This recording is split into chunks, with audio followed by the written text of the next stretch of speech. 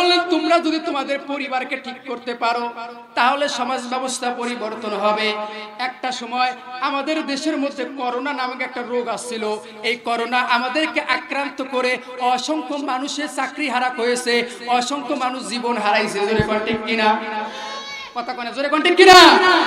এই করোনা সে আমাদের শিক্ষা ব্যবস্থা সহ শুরু করে আমাদের কর্মজীবনে অনেক ক্ষতি করেছে। আমাদের 2টা বছর আমাদের কোন স্কুল খোলা ছিল না, কারণ 2-3 মানুষ একটাই হইলেই করোনা সংক্রমণ হওয়ার কথা ছিল। জোরে কোন ঠিক কিনা? এই সময় অনলাইনে ক্লাস করা হলো। স্কুল থেকে আমাদের শিয়াল পণ্ডিত বুদ্ধিজীবীরা আমাদেরকে বললেন যে বাচ্চারা বাড়ির থেকে এখন ক্লাস করবে, তাদেরকে মোবাইল কিনে দাও। ক্লাস 8-এর বাচ্চা, ক্লাস 9-এর বাচ্চা মোবাইল কিনে দেওয়া হলো। বাপ মায়ের বড় আশা, শৈল আমার ছাত্রী ভালো, বাচ্চা আমার ছাত্র ভালো, মোবাইল কিনে দিলে এই বন্ধের সময় যদি ভালো পড়াশোনা হয়, এটা বাপ মাও চাই কি চায় না? জোরে কোন চাই কি চায় না? বাপ মা এটা চায়। এখন বাচ্চাকে যেই দিন থেকে ল্যাপটপ আর মোবাইল কিনে দিয়েছে, 2-3 দিন পড়াশোনা করছে, তারপরে ফেসবুকের আইডি একটা খুলিয়ে আমার শ্বশুরের বেলার সাথে প্রেম শুরু করছে। জোরে কোন ঠিক কিনা? বাবাজি আমার ক্লাস 8-এর ছাত্রীকে ল্যাপটপ কিনে দেওয়া, 9-10-এ 9 উঠতেই শৈল আমার পাকা, বাড়ির থাকিয়া উধাও খুঁজি পাওয়া যায় না। হে ভাবুকু ভেবে দেখো, হে ভাবুকু ভেবে দেখো, বসে নিরালায় শান্তি কেন? হে ভাবুকু ভেবে দেখো, হে ভাবুকু ভেবে দেখো, বসে নিরালায় শান্তি কেন?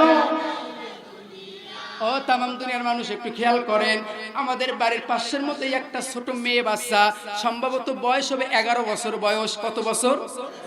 জোরে কোন কত বছর? 11 বছর বয়স হবে। এই 11 বছরের মেয়েটা বাড়িতে একদিন গেছে, হাফিজি মাদ্রাসার মধ্যে পড়াশোনা করে। যাওয়ার পরে দেখে তার মা নামাজ পড়ে না, তার বাপও নামাজ পড়ে না। এই সন্তানটা তার মাকে বলছে, মা গো তুমি আমারে মাদ্রাসার মধ্যে কেন পড়াইতেছো? বলছে, বাবা রে তোকে আমি মাদ্রাসার মধ্যে পড়াইতেছি যাতে করে তুই আলেম এবং হাফেজা হইতে পারিস। ঠিক কিনা? আওয়াজ দেখুন ঠিক কিনা? তো বলছে, মা তুমি কেন নামাজ পড়ো না? বলছে, মা রে তুই তো যার নামাজ পড়তেছি শেখে, তুই শিখলি তাতে আমার হয়ে যাবে। এবার মা মেয়ে বলতেছে, মা তুমি যদি নামাজ না পড়ো আমি তোমার হাতের রান্না খাবো না। বাবা এবং মা ভয়ে পড়ে গেল, হায় রে বেটি হয়ে আমাকে শাসন করতেছে। মেয়েটা পরের দিন থেকে আর বাড়িতে খায় না, গোসা করি মাদ্রাসার মধ্যে চলে গেছে। কয়েকদিন পরে মা গেছে, মায়ের সঙ্গে কথা বলে না। কয়েকদিন পর বাবা গেছে, বাবার সঙ্গে কথা বলে না। বেতনাদি দিয়ে আসে, মাদ্রাসায় থাকে 3-4 মাস আর বাড়িতে আসে না। এরপর একদিন মা গেছে, বেটি রে 3 মাস 4 মাস হয় মাদ্রাসা থেকে আসছিস, তুই কেন বাড়িতে যাস না? বলে, মা তুমি যেদিন নামাজ শুরু করবা সেই দিন আমি তোমার বাড়িতে যাব, তুমি যদি নামাজ না পড়ো আমি তোমার বাড়ি যাব। ও আমার বাবাজিরা, আর আমাদের যদি মাদ্রাসায় শিক্ষা ব্যবস্থা না থাকে উল্টাটা কি হয়? খুব দিলের কান লাগে। খেয়াল করেন, বাচ্চাদের পরীক্ষার চাপ, সন্ধ্যা হইলেই পড়াশোনা করা দরকার। বাবাজি আমার, এক রুমের মধ্যে মা টিভি দেখতে বসছে, আরেক রুমের মধ্যে মেয়ে পড়াশোনা করতে বসছে। বলেন তো, এক পাশে রুমের মধ্যে টিভি চলে, আরেক পাশে রুমের মধ্যে মেয়ে পড়াশোনা করে। বলেন তো ওই বেটির পড়ার মধ্যে মনোযোগ না টিভির দিকে মনোযোগ? জোরে কোন কোন দিকে? টিভির দিকে। নসলা করি একবার আসছে গো, মানে পানি খানু হয়, বলে খায়া যা। আবার গা পরে বসছে, কিছুক্ষণ পর আবার আসছে, মা গো মেলাক্ষণ দিয়ে পড়বেন নসছে, মাথাটা ঝিমঝিম করবেন নসছে। মা এই যে মন শুদ্ধ ডায়লগটা শুরু হয়েছে গেলে একটা পর্ব দেখিন, 2 পর্ব কেন, এক পর্ব দেখিয়াই পড়বে যায় বসি। এই বেশ সুন্দর করে মেয়ে কোনা বসছে, মা শুদ্ধ দোনোজনে দেখে। ও আমার বাবাজিরা রে, দিলের কান লাগাও। মেয়েটা এক পর্ব দেখাতে শুরু করছে, এমন সময় যে অ্যাডভার্টাইজ কোনা দিছে, পরবর্তী আকর্ষণ করা আরো বেশি সুন্দর। মনটা চায় না আর যাওয়ার, কয় মা গো আর এক পর্ব খালি দেখি। 2 পর্ব দেখছে, আবার একটু আকর্ষণ জায়গা রাখছে, কয় মা গো আরেক পর্ব দেখি। এইভাবে দেখতে দেখতে 3 পর্ব দেখি ফেলাইছে। বলছে, তুই যা পরের বসিস না, তোর বাপ আসিয়ালা দেখিস না ফাড়াইবে। কয় মা তুমি কেনা দেখেন, তোমার কেনা ফাড়ায় না, আমার ফাড়াইবি কে? ও বাবাজি আমার, দিলের কান লাগাও। সকাল বেলা একটা সময় হইতো আমাদের এই সমাজের মধ্যে, আমি নিজেও দেখেছি, আমি যখন ছোট ছিলাম। খারাপ লাগতেছে? শেষ করব? ও ও বাবাজি আমার বাস্তব কথাগুলো খেয়াল করেন। আমি যখন ছোট ছিলাম, সবেমাত্র 6 বছর 7 বছর বয়স, প্রত্যেকদিন সকালবেলা দেখতাম আমার মা ফজরের নামাজ পড়ার পরে এই রকম একটা ছোট্ট কোরআন শরীফ মেলিয়া কোরআন শরীফ তেলাওয়াত করতো। আমি মাকে বলতাম, মা গো, এত সকালবেলায় কামকাজ সারি তুমি কি এমন পড়াশোনা করেন? উঠে যাইতেছে কারা? শোনেন, একটু খেয়াল করবেন, এখানে যদি কোনো অবিয়েদারি ছেলে উঠে যায়, আপনারা মুরব্বীরা খেয়াল করবেন, এই ছেলে দিয়ে আপনার বেটি বাস্তি কাউকে বিয়ে দিবেন, এখানে সমস্যা আছে। জোরে কোন ঠিক কিনা? আর যদি কোনো মুরব্বী উঠে যায়, তাহলে চিন্তা করবেন আমার মুরব্বীর পুরো ডায়াবেটিস হয়েছে, দাদিক জলে খায় বিছনাত মতে। কথা ক্লিয়ার?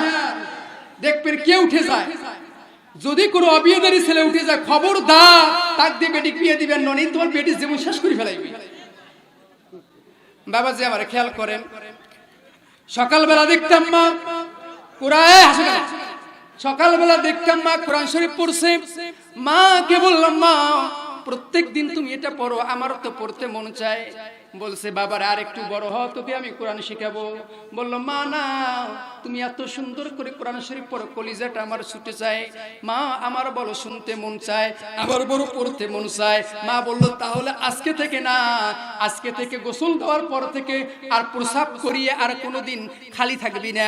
প্রসাব করার পর পানি নিবি অথবা ঢেল নিবি, কারণ প্রসাব করার পরে যদি ঢিলে কুলুপ না নেওয়া হয়, শরীর পাক থাকে না, না পাক থাকে? কথা কয় কি থাকে? না পাক থাকে। আমার বাবাজি আমার বয়স তখন 6 থেকে 6.5 বছর, 7 বছর হয় না, ঠিক তখন থেকে প্রসাব করার পর আমি পানি এবং ঢিলে কুলুপ ব্যবহার করি। আচ্ছা বলেন তো, আমি যদি কোরআন শরীফ শিখতে না চাইতাম, আমার মা যদি কোরআন শরীফ শিক্ষার ব্যবস্থা না করতো, আমার 10 বছর বয়সেও প্রসাব করে পানি নেওয়া দরকার ছিল। আমাদের সমাজ ব্যবস্থা থেকে সকালবেলা মুক্তব উঠে গেছে, আর সন্তানেরা মুক্তবের মধ্যে যায় না, যার কারণে কোরআন শিক্ষার ব্যবস্থাও নাই। এখন এই ছেলে কোরআন শিক্ষা নাই, ইলমিয়াতের শিক্ষা নাই, পাক কাকে বলে বোঝে না, না পাক কাকে বলে বোঝে না। এই ছেলে দেখবে মেট্রিক পরীক্ষা দেয়, তারপরে সাইকেল চলায়, হুন্ডে চলায়, হঠাৎ করে প্রসাবের ব্যাগ আসে, একেবারে চেন খুলে দিয়ে রাস্তার মধ্যে স্প্রে মেশিন ছাড়ি দেয়। জোরে কোন আছে না নাই? অনেক মুরব্বী আছে আপনাদের শখের বাজার, আমি দেখছি বাস্তব কথা। এক মুরব্বী দেখলাম প্রসাবখানার মধ্যে গেল, পানিও নেয় না, বোতল থাকে, বোতলে পানিও নেয় না, আবার হাতে টিস্যু নেই। ভালো করে দেখছি আমি, মুরব্বী টয়লেটের মধ্যে গেছে, প্রসাব করছে, 2 পাশে পাড়ি দিয়ে সুন্নতি হোমিও 2 ফোঁটা ফেলে দিয়ে পেড়া সবা পার হয়েছে, নামাজও পড়ে নাই। দেখে লোকটাকে আপনি চিনবো, আপনারাও চিনবেন, নাম বলে লোকটা শরম পাবে, নাম বলা যাবে। বাবাজি আমার, এই রকম বয়স্ক লোক যদি প্রসাব করে আর হুমিও ফোঁটা যদি টোপে টোপে পড়ে, এটা তো কুত্তার চাইতেও খারাপ। জোরবান ঠিক কিনা? ও আমার বাবাজিরা রে, যখন থেকে আমাদের সকালবেলা মুক্তবের কোরআন শিক্ষার ব্যবস্থা উঠে গেছে, তখন থেকে আমাদের আর ছেলেরা মানুষ হয় না। আমাদের ছেলেরা এখন অনেকে বলে, বাপক বলে, তুমি কি আমার চাইতে বেশি বোঝে? জোরে কোন আছে না নাই? আওয়াজ দিয়ে কোন আছে না নাই? বাবাজি আমার খুব দেয়ালের খান লাগে, খেয়াল করেন, আজকে পরিবারগুলোতে নামাজ নাই, পরিবারগুলোতে কোরআন শিক্ষা নাই। আমাদের পরিবারগুলোতে যেদিন থেকে 5 ওয়াক্ত নামাজ উঠে গেছে, কয় ওয়াক্ত নামাজ? আমাদের পরিবার থেকে যেই দিন থেকে 5 ওয়াক্ত নামাজ উঠে গেছে, সেই দিন থেকে আমাদের পরিবারের মধ্যে অশান্তি লাগছে। ও সন্তানেরা ভালো করে শুনে রাখো, ও পর্দার আড়ালের মা বোনেরা, তোমরা ভালো করে খেয়াল রাখো, তোমরা পরিবারের নেত্রী হতে চাইও না, স্বামীর উপর খবরদারি করতে যাইও না, বেটার উপর খবরদারি করতে যাইও না।